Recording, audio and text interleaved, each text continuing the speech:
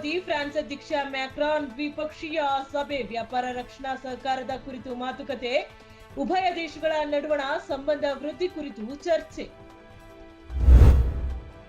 ದಿಲ್ಲಿಯಲ್ಲಿ ನಡೆಯುತ್ತಿರುವ ಎಐ ಶೃಂಗಸಭೆ ಮೊದಲ ದಿನದಲ್ಲೇ ಅವ್ಯವಸ್ಥೆ, ಐಟಿ ಸಚಿವ ಅಶ್ವಿನಿ ವೈಷ್ಣವ್ ಕ್ಷಮೆ ಯಾಚನೆ, ಸರ್ಕಾರ ಮುಕ್ತ ಮನಸ್ಸಿನಿಂದ ಸಲಹೆಗಳನ್ನು ಸ್ವೀಕರಿಸಿ ಅಗತ್ಯ ಕ್ರಮಗಳನ್ನು ಕೈಗೊಳ್ಳಲು ಸಿದ್ಧ ಎಂದು ಹೇಳಿಕೆ.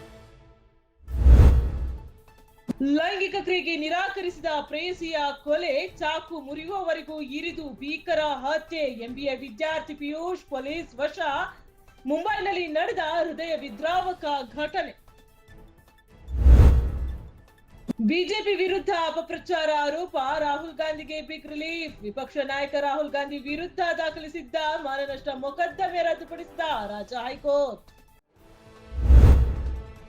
ಮುಡಾ ನಿವೇಶನ ಹಂಚಿಕೆ ಪ್ರಕರಣ, ನನಗೆ ಹಣದ ಆಮಿಷ ಒಡ್ಡಿ ಹಗರಣ ಮುಚ್ಚಿ ಹಾಕಲು ಪ್ರಯತ್ನ ನಡೆಸ್ತಾ ಇದ್ದಾರೆ, ಸ್ನೇಹಮಯಿ ಕೃಷ್ಣ ಆರೋಪ, ಆಡಿಯೋ ಕ್ಲಿಪ್ ರಿಲೀಸ್.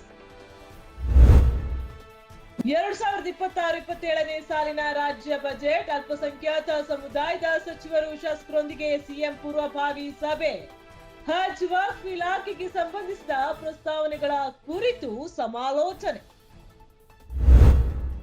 ನಿನ್ನೆ ಚಂದ್ರ ದರ್ಶನವಾಗದ ಹಿನ್ನೆಲೆ ಮುಸಲ್ಮಾನ ಸಹೋದರರಿಗೆ ನಾಳೆಯಿಂದ ರಂಜಾನ್ ವ್ರತ ಆರಂಭ, ಉಡುಪಿ ಕಾಜಿ ಮಾಣಿ ಉಸ್ತಾದ್ ಹೇಳಿಕೆ. ಪವಿತ್ರ ರಂಜಾನ್ ತಿಂಗಳ ಚಂದ್ರ ದರ್ಶನ, ಸೌದಿ ಅರೇಬಿಯಾದಲ್ಲಿ ಇಂದಿನಿಂದ ವ್ರತ ಆರಂಭ.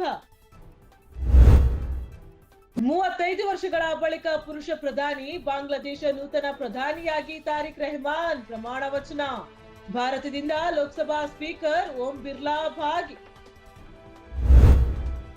T20 ವಿಶ್ವಕಪ್ ಕ್ರಿಕೆಟ್ ಟೂರ್ನಿ, ಆಸ್ಟ್ರೇಲಿಯಾ ತಂಡದ ಪಯಣ ಲೀಗ್ ಹಂತದಲ್ಲೇ ಅಂತ್ಯ, ಸೂಪರ್ 8 ಹಂತಕ್ಕೆ ಅರ್ಹತೆ ಪಡೆದ ಜಿಂಬಾಬ್ವೆ.